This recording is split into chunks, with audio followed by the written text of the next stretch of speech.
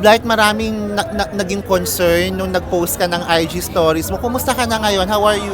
Okay naman ako. Na-discharge lang ako kahapon ng gabi. What happened, if you don't mind?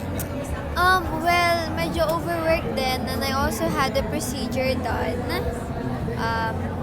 It's hindi naman siya sobrang big deal. But, yeah.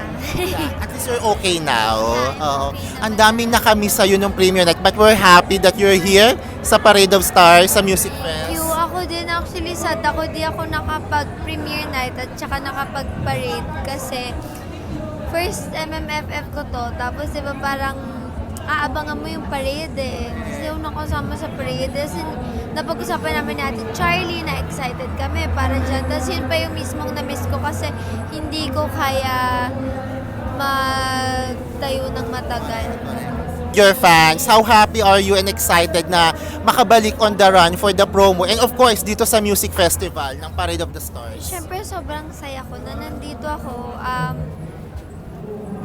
Hinaya ko talaga. Like, nilaban ko. Tinatanong talaga nila ako if kaya ko ba, ganyan. Tapos sabi ko, sige, kakayanin ko. Kasi parang yun nga first MMFF ko. Tapos wala mo lang akong napuntahan.